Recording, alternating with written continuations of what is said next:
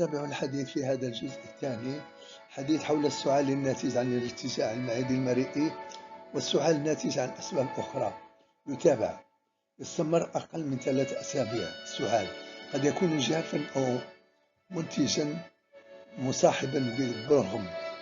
الربو هو مرض التهابي يصيب الشعب الهوائية، يمكن أن يسبب سعالا جافا صفيرا، ضيق التنفس وضغطا في الصدر.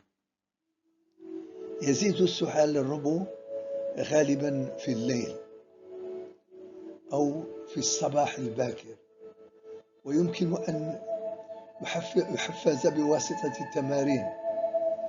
المواد المثيرة للحساسية أو الهواء البارد.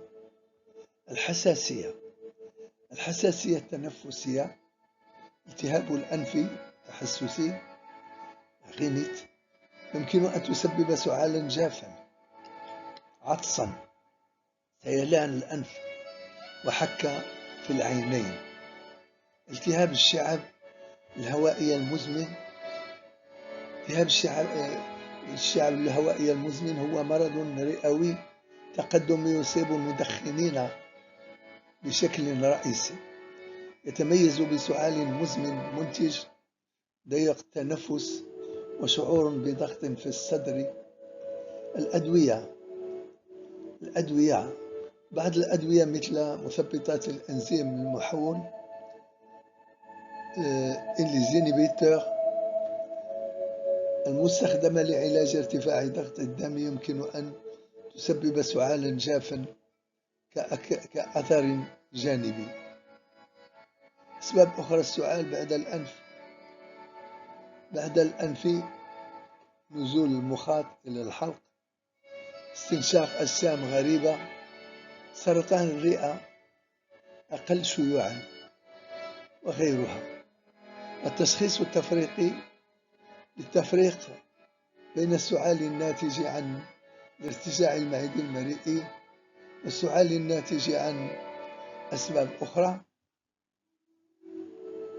سيقوم الطبيب أولا بجمع التاريخ الطبي، سيسأل عن خصائص السعال، الأعراض المصاحبة، التاريخ الطبي والعادات الحياتية. الفحص الجسدي، سيستمع إلى الرنين ويفحص الحلق، سيستمع إلى الرئتين ويفحص الحلق. الفحوصات المكملة، قياس pH مرئي، pH متري، يقيس هذا الفحص حموضة المريء ويؤكد تشخيص الارتجاع المعدي المرئي. التنظير الهضمي العلوي، يسمح بفحص المريء، المعدة والاثنى عشر واكتشاف أي آفات محتملة. الأشعة الصدرية يمكن أن تكون مفيدة لاستبعاد العدوى الرئوية أو الحالات الرئوية الأخرى. الاختبارات التحسسية يمكن إجراؤها في حالة اشتباه في الحساسية التنفسية. اختبارات وظائف الرئة، تقييم وظائف الرئة، تشخيص الربو أو التهاب الشعب الهوائية مزمن.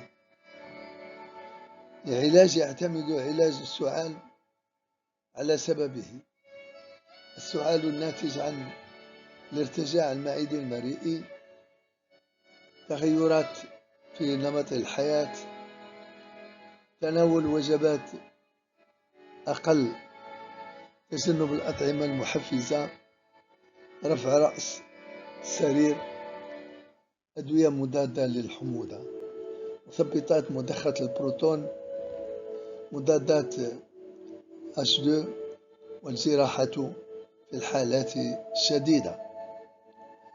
السعال الناتج عن أسباب أخرى، علاج السبب الأساسي، المضادات الحيوية للعدوى، موسعات الشعب الهوائية، كورتيكوستيرويدات للربو، مضادات الهستامين للحساسية وغيرها.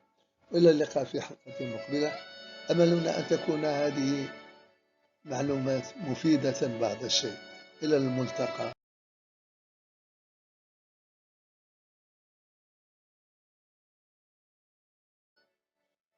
نظرا لقصر هذا المشهد الفيديو البسيط، ننصح لكل من رغب في المزيد من المعرفة أن يلقي إطلالة خاطفة حول الجزء الثاني من الموضوع، أو يلقي إطلالة خاطفة حول الموضوع في موقعنا عبر الشبكة الهوائية www.doctoramin.com.